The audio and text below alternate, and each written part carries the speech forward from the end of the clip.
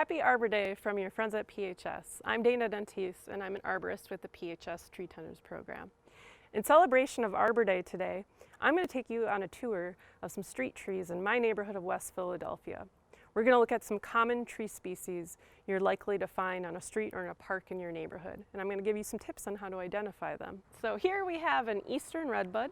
This is a native species to our region, and it's a tree that's really widely planted, so it's pretty easy to find in parks, streets, in yards throughout cities. And I really love this tree because it's one of the first to bloom in the spring. So you can identify it by these light purple pink flowers that will come out of the trunk and the branches.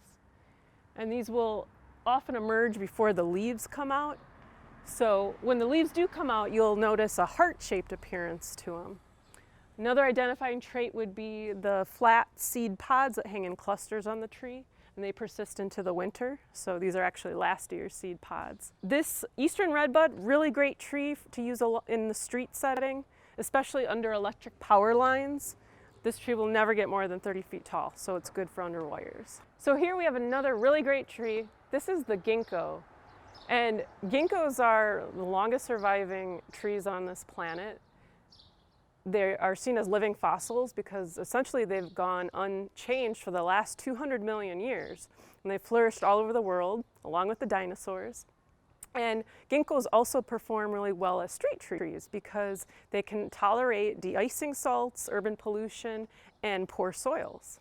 So ginkgo is most notorious for these foul-smelling seeds that are produced by the female tree and will drop off the tree in the fall time.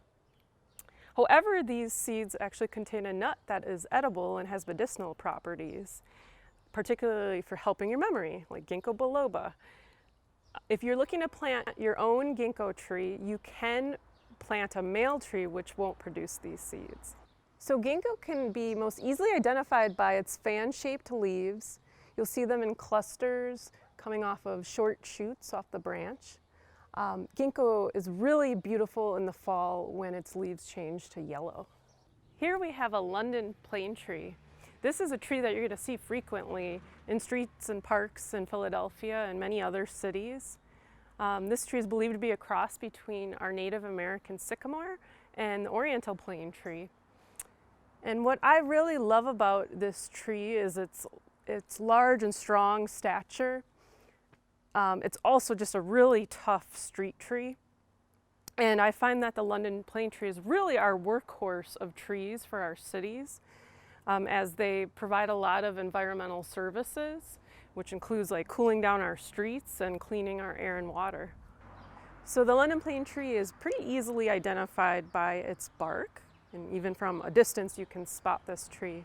You can see it has this exfoliating camouflage-like appearance to it. Not many trees have that. And the London plane tree will also produce these ball-like fruits that are composed of a bunch of seeds, and those will hang from the tree in pairs or triples.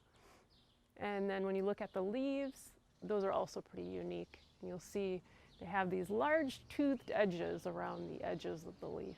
Thank you for joining me on this tree tour. I hope you've learned a new tree or two.